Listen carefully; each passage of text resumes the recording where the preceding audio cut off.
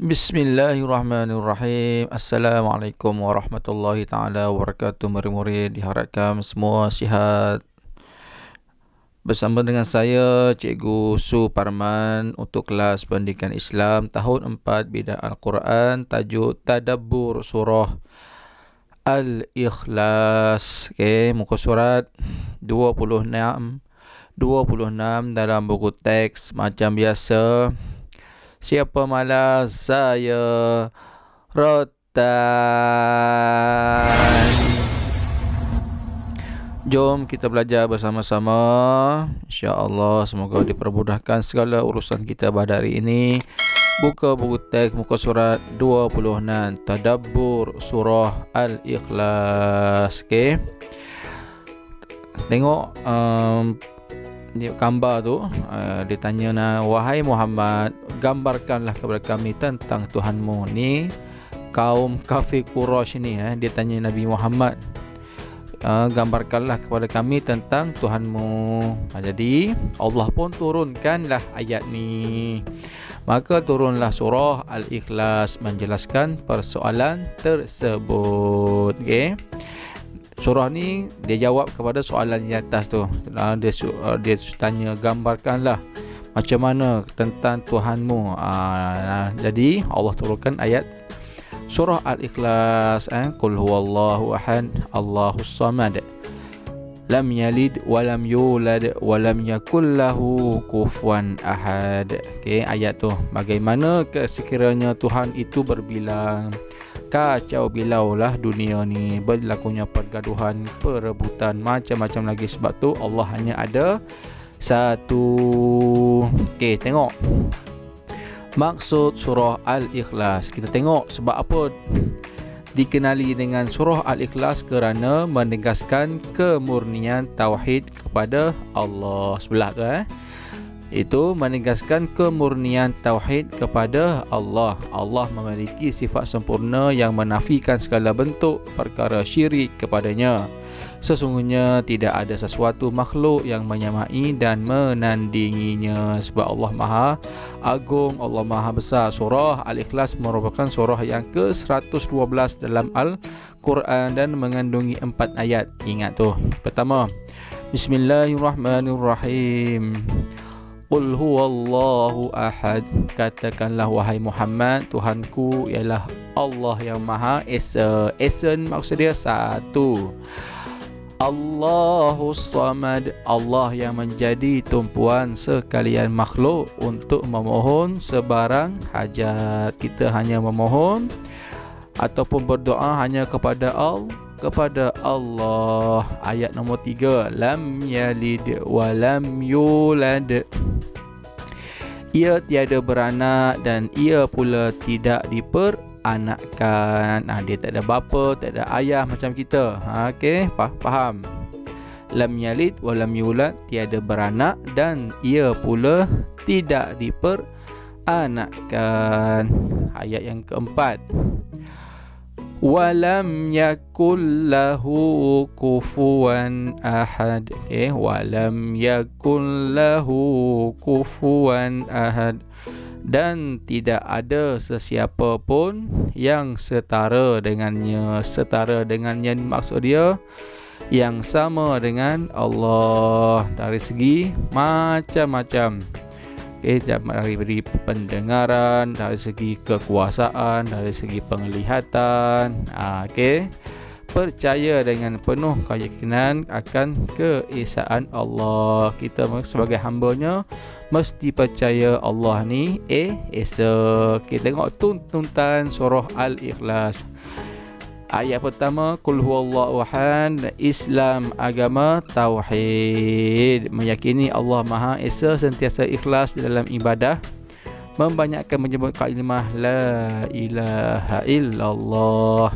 Allahus samad, Allah tempat meminta pertolongan. Jangan minta tolong dengan hantu raya. Jangan minta tolong dengan sembah berhala. Memohon pertolongan hanya kepada Allah, menghindari diri daripada perasaan putus asa. Lam yalid wa lam yulad. Allah tidak mempunyai anak dan pasangan. Allah ni tak ada suami, Allah ni tak ada anak, pasangan, suami isteri, tak ada.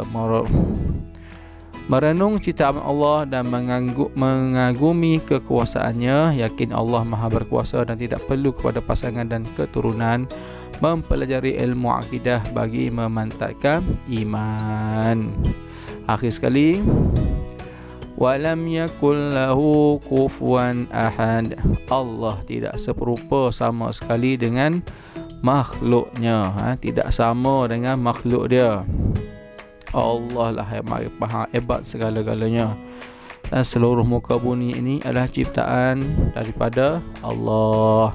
Meyakini Allah memiliki sifat-sifat kesempurnaan daripada segala kekurangan, bersyukur atas nikmat kurniaan Allah dan menginsafi kelemahan diri kita sebagai hamba-Nya. Perlu menginsafi akan kelemahan diri kita. Kita perlu mengakui tentang kelemahan diri kita sebagai hamba-Nya. Faham? Okey. Tidak serupa sama sekali dengan makhluk. Okey.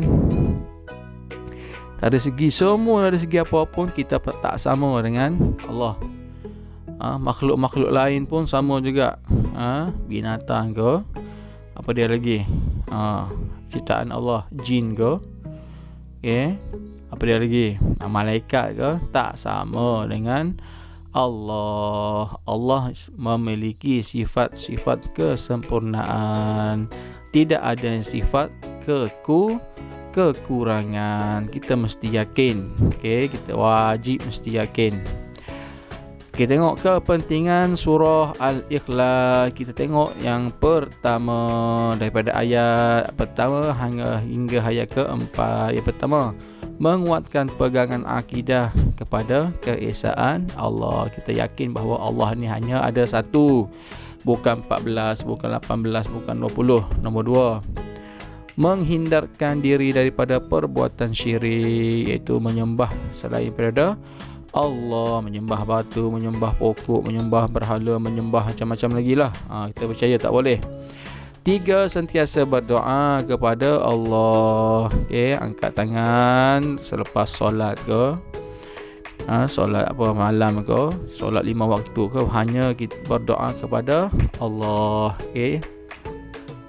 4, satu kali bacaan surah Al-Ikhlas menyamai 1/3 Al-Quran. Itu kelebihan kita membaca surah Al-Ikhlas, kelebihan dia. 5, ganjaran syurga kepada yang mengamalkan surah Al-Ikhlas. Contoh, awak nak tidur baca surah Al-Ikhlas, nak pergi keluar baca surah Al-Ikhlas, nak buat apa-apa pekerjaan pun baca surah Al-Ikhlas. Insya-Allah siapa yang mengamalkan surah Al-Ikhlas ini, ganjaran syurga kepadanya. Niat ikhlas kerana Allah. 6, diampunkan dosa oleh Allah. Insya-Allah siapa yang baca dengan ikhlas kerana Allah Ta'ala, dia akan diampunkan dosanya oleh Allah. 7, akhir sekali atas tu, membentuk kepribadian Muslim.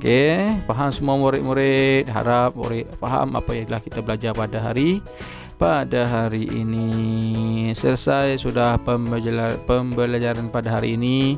Pastikan murid siapkan tugasan Google Form yang akan diberi dalam grup kelas nanti untuk menambahkan lagi kefahaman murid-murid apa yang telah kita belajar pada hari ini. Insya-Allah. Macam biasa, tolong like, share dan subscribe. Semoga bermanfaat untuk semua yang menonton. Jumpa lagi dalam kelas akan datang. Assalamualaikum.